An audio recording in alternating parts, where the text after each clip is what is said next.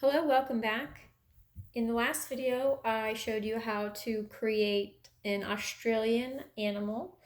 We did the kangaroo. In this video, I'm just going to show you how to paint in the style of the Aborigines. So what I have here is some paint and some brushes. So the first thing I'm going to do is I'm going to paint the kangaroo, and I'm going to paint it a solid color. When you're working with paint, it's important to work in layers. So what I would go ahead and do is paint the entire kangaroo all brown. And then once that's dry, then I can go and layer it in with other colors later. But it's important to work from backwards to forwards. So again, you can see here I'm going to paint the entire kangaroo. And when I'm painting, it's important to take my brush, hold it down, and drag it. And that's going to give me a straight line. Okay. Also, when I'm painting, notice that I'm kind of following the curve, but I'm also going up and down and not really back and forth and left to right and everything like that. Because you don't want to be able to see too many of those brush strokes. So again, right now I'm kind of losing the shape of my animal, but that's because I'm going to go back and add some layers and some other details later. And while I'm doing the animal first, it's going to give time for the animal to dry while I'm working on the background.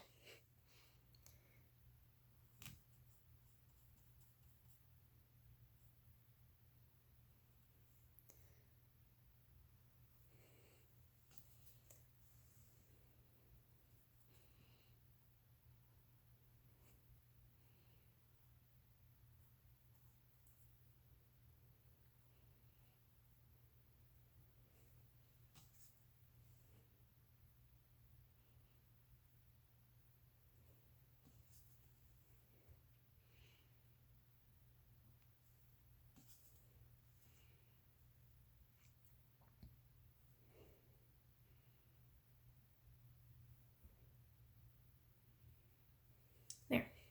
Now the kangaroo needs to dry. So while that's drying, I'm going to switch to the background.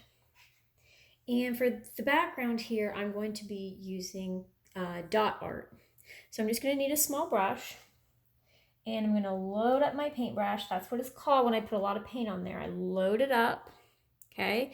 And all I'm going to do is around these lines that I made, I'm going to dot on them.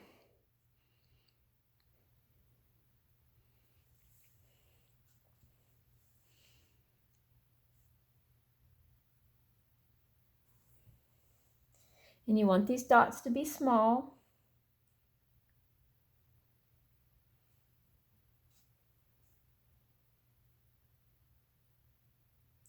Because the smaller they are, the more detail it's going to have and the better it's going to look.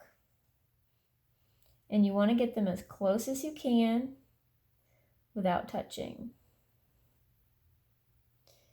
If you're having trouble getting the dots, the dot look, you can use the other end of your paintbrush because it's round. That will work too. Some people like to use a Q-tip. I find that the Q-tip tends to get a little fuzzy after using it in the paint so much, and you have to switch it out quite frequently for a fresh Q-tip. However, you can use a Q-tip if you desire, and that will work too and give you similar effects. I also know that you could use a kebab stick, the end of that, anything that's got kind of a small flat end, even a pencil eraser if you have a pencil that you don't mind getting covered in paint. And so I went around all in green, and now I'm going to go around in yellow. I'm not sure if you can see it very well on the camera or not, but I picked yellow and green because they're right beside each other in the color wheel, and so they're analogous colors, and I think they look really well together when placed side by side. Plus, I think the brown works really well with the green and the yellow. So all of those things, all these colors tied together, I think work pretty well. And so I'm just going to finish this row, and then I'll explain what I would do in the following steps. And again, I'm rushing a little bit, but I do want you to take your time, and these dots should be as close together as you can make them. Okay? Now what I would do next, in my next layer, would go back to green so it makes a pattern. Okay, and you get the idea there. And what you can do is, once this is dry, you can go ahead and add some details. So if I wanted to add green here for part of a shadow, I could go ahead and do that. So it makes up part of my design.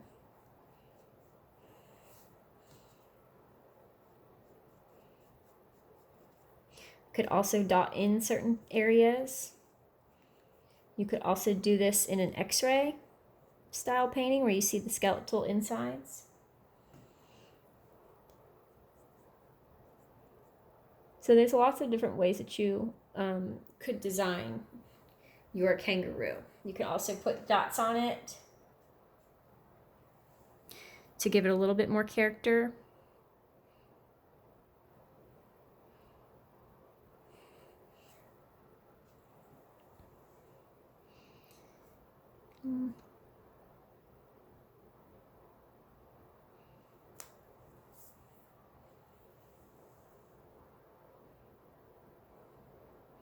Again, you get the idea, but again, I'd let that dry because that way you're not mixing in colors on top of each other.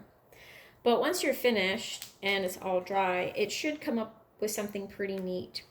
If I had a lot more time, I would go in and fill this whole section with green dots, and then this whole section up here with green dots.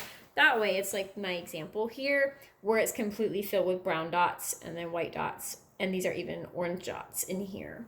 So every piece of the paper is filled with dots to make it look much more bright and vibrant. If you have any questions, feel free to rewatch the video or message me on Google Classroom.